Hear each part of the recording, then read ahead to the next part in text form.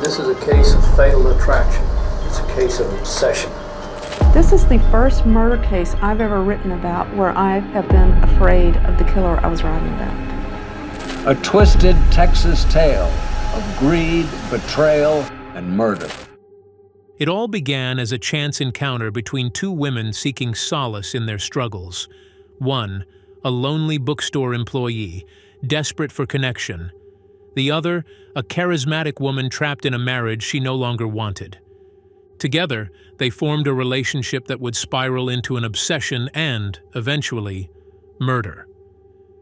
Behind the walls of a multi-million-dollar mansion, this is the story of a shocking betrayal, driven by greed, manipulation, and the promise of love and unimaginable wealth. But I did not get the story of Celeste Beard until I met her. All of a sudden, I got it. Because she's charming, she's fun, she's lively, and she tells you just enough truth mixed in with her lies that they become believable. She's fascinating. When Celeste Beard met Tracey Tarlton at a mental health facility in 1999, it seemed like a chance encounter between two women seeking solace in their struggles. Both were navigating turbulent periods in their lives. Celeste, dealing with marital dissatisfaction and depression, and Tracey, fighting her own emotional and mental health battles. What began as a friendship formed in shared vulnerability soon turned into a dangerous entanglement. Together, they would become the center of a dark and twisted tale of greed, obsession, and betrayal that ended in the cold-blooded murder of Stephen Beard. On the surface, Celeste and Tracey's bond appeared to be a typical companionship rooted in mutual support. They met under vulnerable circumstances, sharing a common struggle with mental health issues. For Tracey, the reserved and lonely bookstore employee, Celeste's vibrant and charismatic personality was magnetic. Celeste had a way of making people feel special and valued, which drew Tracey in deeply. What Tracey saw as a genuine and supportive friendship soon morphed into a romantic obsession, one that blurred her sense of reality. Tracey began to view Celeste as the center of her world, someone who understood her like no one else ever had. For Celeste, however, their bond was far from equal. Always opportunistic, Celeste recognized Tracey's vulnerability and seized the chance to manipulate her. To Celeste, Tracey was a tool, a means to an end. She skillfully played on Tracey's insecurities, cultivating a dependency that ensured Tracey would do anything to gain her approval. As their connection deepened, the dynamic shifted further into something toxic. Tracey's feelings blinded her to Celeste's true intentions, while Celeste found in Tracey the perfect target for her schemes. This relationship, which started as a fragile friendship built on shared struggles, evolved into a dark and destructive alliance. Tracey's romantic obsession set her on a dangerous path of no return, while Celeste used her charm and manipulation to exploit Tracey for her selfish gain. Beneath the veil of companionship lay a sinister motive that would eventually culminate in a shocking act of violence, one that would forever alter the lives of everyone involved. Celeste Beard's life was a walking contradiction. Born in 1963 in Santa Barbara, California, she was known for her beauty, charisma, and sharp wit. However, beneath her polished exterior was a woman with a rocky personal life, riddled with instability and conflict. From a young age, Celeste seemed to have a knack for seeking out relationships that promised financial security and social status. By the time she met Stephen Beard, her life had already been a whirlwind of failed marriages and personal drama. She had been married and divorced 3 times, with each relationship ending in bitterness and hardship. Celeste Beard has twin daughters, Jennifer and Christina, who were born during her second marriage. This marriage, like her others, was marked by instability and conflict. The twins grew up experiencing their mother's toxic relationships and her frequent pursuit of wealth and status. In 1995, Celeste's fortunes seemed to take a dramatic turn for the better when she married Stephen Beard, a wealthy retired television executive. At 68, Stephen was more than 30 years her senior, but he fell deeply in love with the vibrant and much younger Celeste. Stephen was a self-made man who had built a fortune through hard work and determination. To him, Celeste represented a new chapter in his life, a chance to enjoy his retirement with a loving partner by his side. He spared no expense in making her happy, showering her with lavish gifts, extravagant trips, and a luxurious home in the affluent Westlake Hills community of Austin, Texas. Their relationship seemed like a modern-day fairy tale, the older, successful millionaire and his glamorous younger wife. But behind the scenes, cracks began to form.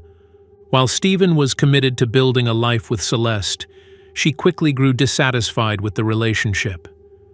The luxuries and stability Stephen provided were not enough to quell her restless spirit or fill the emotional void she carried. To those who knew her, Celeste was a woman who always wanted more money, more excitement, more attention. Her marriage to Stephen, despite its outward appearance of success, became yet another source of frustration and discontent. On the other side of this tragic story was Tracey Tarlton, whose life was a stark contrast to Celeste's. A quiet and unassuming bookstore employee, Tracey struggled with profound loneliness and chronic depression. Her life lacked the glamour and material wealth that defined Celeste's existence, but she was searching for meaning and connection. When the two women met at St. David's Pavilion, a mental health facility where both were seeking treatment, their lives became irrevocably intertwined. Tracey was immediately captivated by Celeste. Her vibrant personality, magnetic charm, and air of confidence were intoxicating to the reserved and vulnerable Tracey. For Tracey, Celeste represented everything she longed for: companionship, excitement, and a sense of belonging. You know, at the time that I met Celeste, I was at a very low ebb. I was ripe for the picking. Celeste, ever the opportunist, quickly recognized Tracey's vulnerabilities and saw an opening to exploit them. What began as a seemingly innocent friendship soon took on a darker tone. Tracey's infatuation with Celeste grew rapidly, transforming into an obsessive devotion. For Celeste, this was a dynamic she could control. She began to cultivate a dependency on Tracey, ensuring that Tracey would do whatever it took to earn her favor. This manipulation would set the stage for the devastating events that followed, as their bond turned toxic and destructive. Celeste and Tracey's meeting was the catalyst for a chain of events that would ultimately end in betrayal, tragedy, and the unexpected murder of Stephen Beard. Their relationship developed rapidly. During their time at the facility, they spent hours talking and sharing their struggles and dreams. For Tracey, Celeste was captivating, someone who made her feel seen and valued. For Celeste, Tracey was a means to an end, someone she could control and use to achieve her own goals. After leaving the facility, the two remained in close contact. They went on outings together, confided in one another, and grew increasingly dependent on their friendship. But their bond began to take a darker turn as Celeste started expressing her frustrations about her marriage to Stephen. She complained about feeling trapped and dissatisfied, even though Stephen provided her with a life of luxury. Tracey, eager to please and blinded by her feelings for Celeste, listened sympathetically. Over time, Celeste began to hint that her life would be easier if Stephen were no longer in the picture. These hints grew more explicit as she manipulated Tracey into believing that Stephen's death would pave the way for their happiness together. Tracey, consumed by her love for Celeste, became a willing accomplice in her twisted plan. The seeds of the murder plot were planted in late 1999. Celeste's dissatisfaction with her marriage reached a breaking point, and her manipulation of Tracey intensified. She painted Stephen as an obstacle to their happiness, convincing Tracey that eliminating him was the only solution. Tracey, desperate to prove her devotion to Celeste, agreed to help. The plan was simple yet horrifying. Tracey would kill Stephen, and Celeste would inherit his fortune. Celeste's words were calculated and designed to prey on Tracey's vulnerabilities. She framed the act as a necessary step for their future, making it seem like a twisted act of love.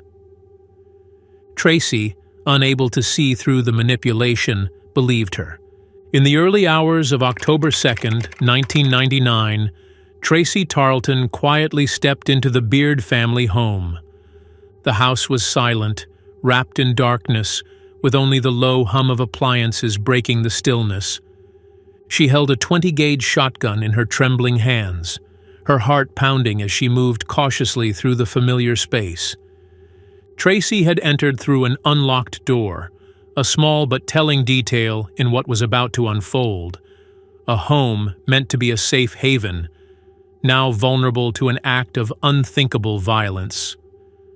Stephen Beard lay asleep in his bed, unaware that danger was mere feet away.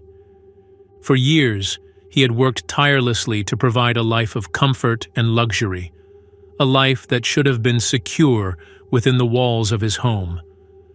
But that night, he became the target of a deadly betrayal, planned by someone he had welcomed into his world. Tracey approached his bedside, the weight of the shotgun heavy in her hands, the gravity of the moment pressing on her conscience. Her breaths were shallow, her resolve teetering. She raised the weapon, her fingers shaking as she aimed at the unsuspecting man who had unknowingly become the centerpiece of a dark and twisted plan. Extremely bad. I broke the door with my baton. We get into the back room, the master bedroom where my dad was, and there's already people in there working on it. With a pull of the trigger, the night exploded into chaos. The deafening sound of the shotgun blast echoed through the house, shattering the silence. The force of the shot was devastating, tearing into Stephen's abdomen and leaving him injured. The room filled with the raw, unbearable pain of the act. Yet, in a remarkable display of willpower, Stephen managed to fight through the agony. Clinging to life, he reached for the phone and called 911. His voice, strained and trembling, described the unimaginable, that he had been shot in his own home. Believing it to be the work of an intruder, he struggled to comprehend the horror that had just unfolded. 3900 Toro Canyon Road, hurry. My captain just jumped out of my stomach. Yeah, they blew out of my stomach. Okay, sir, how did this happen? There's nothing. I've been sleeping. I didn't woke up. Okay, are you there by yourself? My wife is somewhere in the house, like is right there. I was the first officer to arrive on the scene. I went up to the front door of the house, began knocking, banging on the door, received no response from the house at all. Walked around through a small patio area and could see a large sliding glass door, and there was a light on inside. Emergency responders raced to the scene, their flashing lights cutting through the darkness outside the Beard home. Inside, Stephen was rushed to the hospital, where a team of surgeons worked relentlessly to save him. For weeks, he fought to recover, enduring intense pain and numerous surgeries. But the injuries were too severe, and despite his incredible resilience, 3 months after the incident, Stephen succumbed to his wounds, leaving behind a family devastated by the senseless violence. Meanwhile, Celeste Beard played the role of the grieving widow with chilling precision. At Stephen's bedside, she wept and pleaded for his recovery, a picture of heartbreak and desperation. But behind the scenes, her behavior began to raise questions. Her grief often seemed hollow, her actions erratic. Even as suspicions mounted, Celeste continued to maintain her connection with Tracey, a decision that would ultimately lead to the unraveling of her carefully constructed web of lies. This single act of violence set off a chain reaction that would expose the toxic bond between Celeste and Tracey. What started as a calculated plan to eliminate Stephen Beard for financial gain quickly escalated into a tragedy that resonated far beyond the confines of the Beard home. The aftermath of that single gunshot became a chilling tale of greed, manipulation, and betrayal, one that left scars on everyone touched by its darkness. In the weeks following the shooting, Tracey began to unravel under the weight of her guilt and the emotional strain of Celeste's cold detachment. Her once unshakable devotion to Celeste started to falter as the reality of her actions sank in. Tracey began confiding in close friends, revealing chilling details about her involvement in the crime. She expressed deep remorse, describing how she felt manipulated and used by Celeste, whom she had trusted implicitly. These confessions, shared in moments of vulnerability, did not stay private for long. As whispers of her involvement reached law enforcement, Tracey found herself at the center of a criminal investigation. When confronted by authorities, Tracey admitted her role in Stephen's murder, but was quick to shift much of the blame onto Celeste. She claimed that Celeste had orchestrated the entire plot, portraying herself as a pawn in a larger, sinister scheme. According to Tracey, Celeste had preyed on her emotional vulnerabilities, using her romantic feelings to manipulate her into committing an unthinkable act. The narrative Tracey provided painted a picture of Celeste as a cold and calculating woman who would stop at nothing to achieve her goals. Celeste, however, adamantly denied any involvement. She portrayed Tracey as an obsessive and delusional woman who acted alone, driven by unrequited love. Celeste's version of events sought to distance herself entirely from the crime, casting doubt on Tracey's credibility. The conflicting accounts set the stage for a dramatic legal battle, one that pitted Tracey's claims against Celeste's denials in a courtroom filled with intrigue, emotion, and damning evidence. Next test on the shell led police to another woman, a friend of Celeste's called Tracey Tarlton. The investigation into Stephen's murder revealed a trail of evidence that pointed squarely to Celeste and Tracey. A critical piece of evidence during the trial was the shotgun shell recovered from the scene, which was traced back to Tracey's shotgun, tying her directly to the crime. Phone records exposed frequent and suspicious communication between the two women leading up to the murder, fueling speculation that they had plotted the crime together. Witness testimonies added further weight to the case, with acquaintances recounting how Celeste often expressed dissatisfaction with Stephen and hinted at a desire for freedom from her marriage. The most damning piece of evidence, however, came from Tracey's detailed confession, in which she outlined the extent of Celeste's manipulation and her role in carrying out the fatal act. Investigators also uncovered striking discrepancies in Celeste's behavior following Stephen's death. Instead of showing the deep grief expected of a widow, Celeste seemed to revel in her newfound freedom and wealth.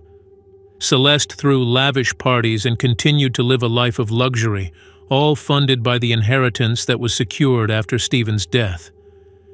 This stark contrast to the image of a grieving wife only deepened suspicions about her involvement, painting a picture of someone who had gained everything she wanted at the expense of her husband's life.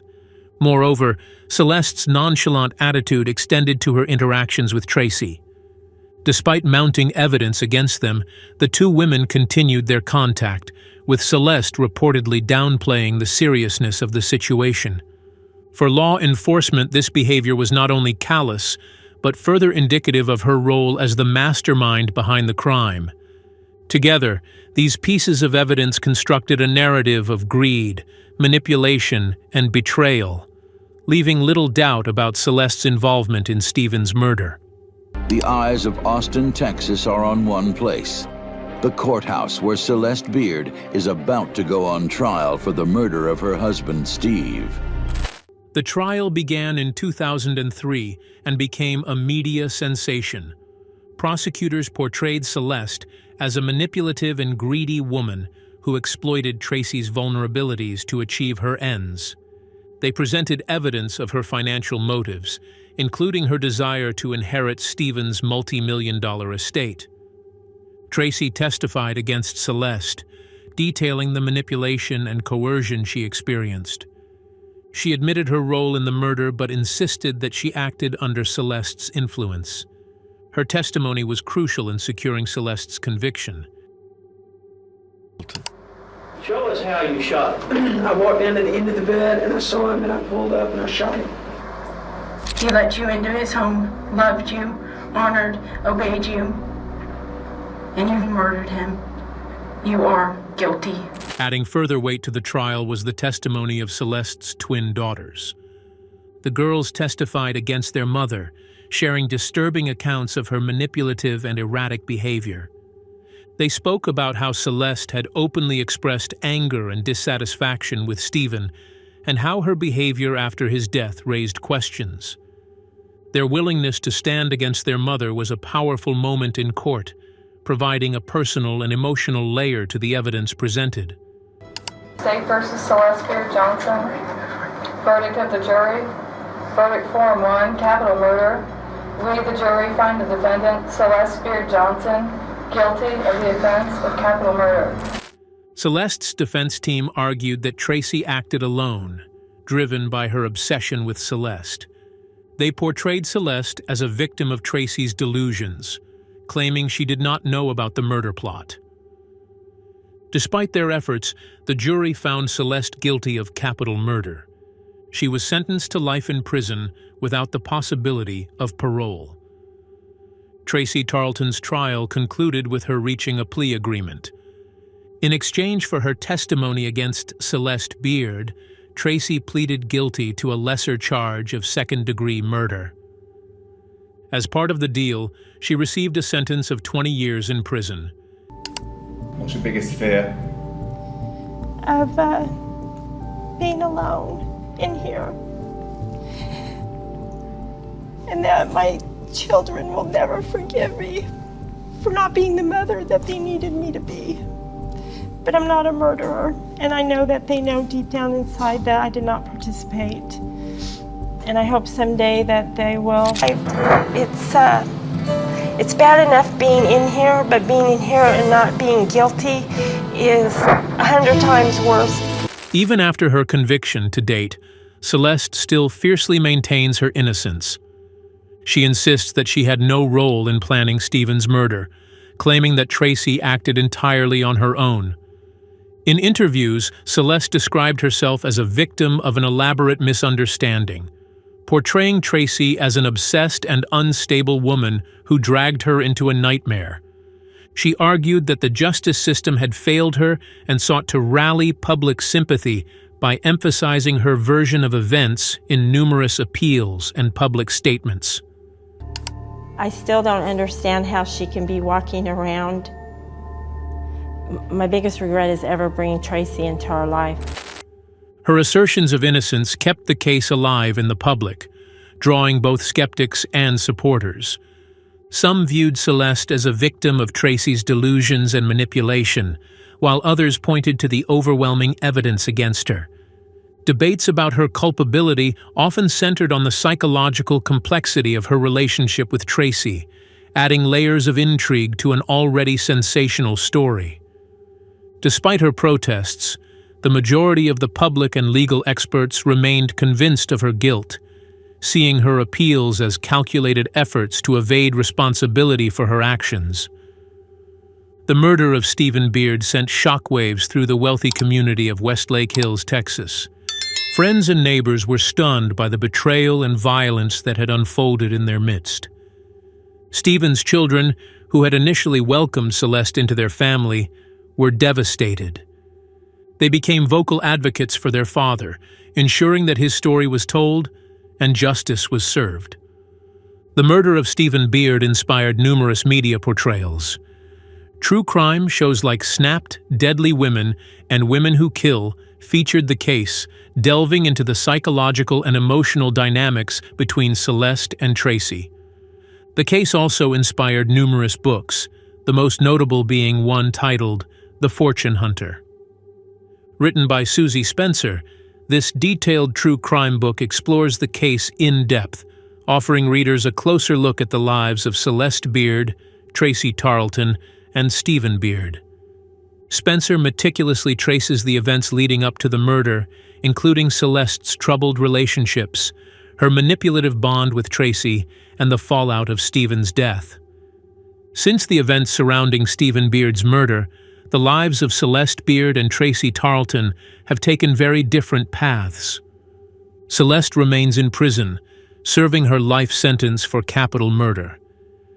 Despite her conviction, she continues to maintain her innocence, insisting she had no involvement in Stephen's death. Over the years, she has filed appeals and participated in interviews, but none of her efforts have resulted in a change to her sentence. Celeste's life behind bars has been marked by her unwavering claims of a wrongful conviction, which keep her story alive in the public eye. In 2012, about a decade after her conviction, a Free Celeste website was reportedly created and managed by supporters of Celeste Beard. This included some of her family members and close friends who believed in her innocence. The site aimed to gather public support, present Celeste's claims of wrongful conviction, and provide information about her version of events surrounding Stephen Beard's murder. It also sought to highlight perceived flaws in her trial and the justice system. Tracey Tarlton, on the other hand, was granted parole in August 2011 after serving 10 years of her 20-year sentence. Her cooperation with law enforcement and her testimony against Celeste played a significant role in her release. Following her parole, Tracey relocated to San Antonio, Texas, where she has since lived a quiet and private life, avoiding the public spotlight. Reports indicate that she completed her parole requirements in 2021 and has focused on rebuilding her life. The contrasting outcomes for Celeste and Tracey highlight the complexities of their relationship and the consequences of their actions, leaving behind a legacy of betrayal and tragedy. The murder of Stephen Beard remains one of the most infamous cases in Texas history. It is a chilling reminder of how greed, manipulation, and obsession can lead to unimaginable tragedy. Celeste Beard's actions shattered lives, leaving a trail of pain and betrayal that continues to resonate. For Stephen's family and the community of Westlake Hills, the memory of his life and the circumstances of his death serve as a cautionary tale about the dangers of unchecked ambition and the devastating consequences of betrayal. What are your thoughts on the role of manipulation in this case? Do you believe justice was served, or are there lingering doubts about the truth? Let us know in the comments below. Don't forget to like, subscribe, and hit the bell icon to stay updated on more cases that unravel the darkest corners of human nature. Until next time, stay curious and stay safe.